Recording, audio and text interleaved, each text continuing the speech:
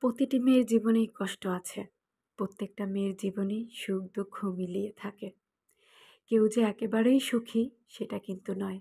আবার কেউ যে একদম দুঃখী সেটাও কিন্তু নয়। আসসালামু আলাইকুম।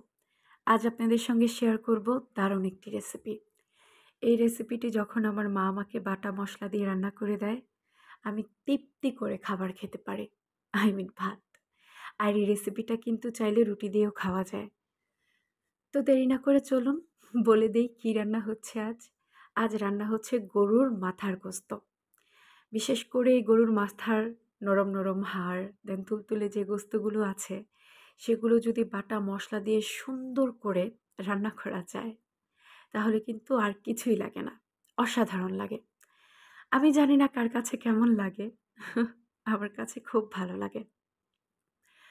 তো দেখছেন সব ধরনের মশলাপাতি দিয়ে পেঁয়াজটাকে কষানো হচ্ছে।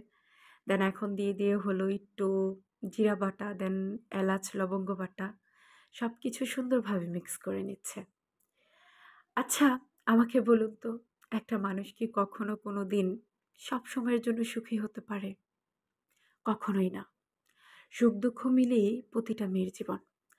কেন এই কথাটা বলছি? আমাদের বাসায় এক মহিলা কাজ করে।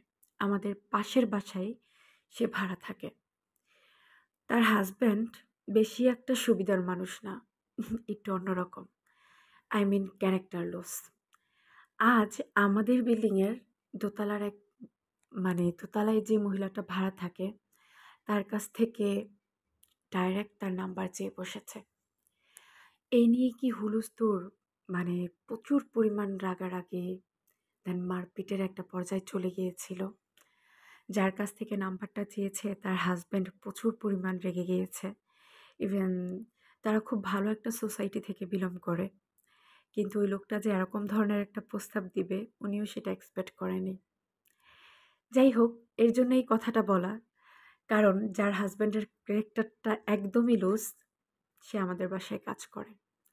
আমি মাঝে মধ্যেই তার আর আমার আম্মুর কথোপকথন শুনি। সকালবেলা যখন আমাদের বাসায় ব্রেকফাস্ট তৈরি হয়, তখন আমার মা আর সে মাঝে মধ্যেই দেখি কথা বলে। আর এই মহিলাটা ম্যাক্সিমাম সময় কান্নাকাটি করে আমার মায়ের কাছে তার মনের কষ্টগুলো বলে থাকে। মাঝে মধ্যে আমারও কিছু কথা কানে আসে। সব মিলিয়ে আজকের কথাটা আসলে সত্যি ছিল।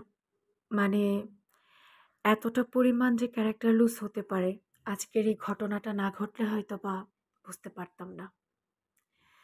ওনার জন্য অনেক খারাপ লাগে। এই ফার্স্ট আজকে ওনার সাথে একটু মন খুলে আমি কথা বলেছিলাম। ওনার সব বিষয় শুনে আমার এত খারাপ লাগলো, কি আর বলবো। আসলে উনি এই লোকটাকে ভালোবেসে স্কুল থেকে পালিয়ে চলে এসেছিল, সেই বরিশালের মেয়েটা।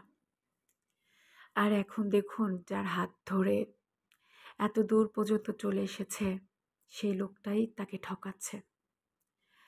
চোখ বন্ধ করে যাকে বিশ্বাস করে বাবা, মা, ভাই, বোন, আত্মীয়-স্বজন সবাইকে ত্যাগ করে চলে এলো, সেই মানুষটার উপরে যদি দিন শেষে আমরা ভরসা করতে না পারি, আর কার কাছে ভরসা করব বলুন তো? আমাদের সমাজে ম্যাক্সিমাম দোষই থাকে আমাদের মেয়েদের। সেটা আমরা মানি বা না মানি, এটাই কিন্তু সত্যি। কিন্তু পুরুষদের দোষও যে কম, সেটা কিন্তু না। কেন এরকম করেন আপনারা বলেন তো? একজনকে নিয়েও তো সুখে থাকা যায়, তাই না? একটু মন থেকে ভালোবাসুন না আপনার বউকে বা আপনার গার্লফ্রেন্ডকে। একজনের মধ্যে সন্তুষ্টতা খুঁজুন।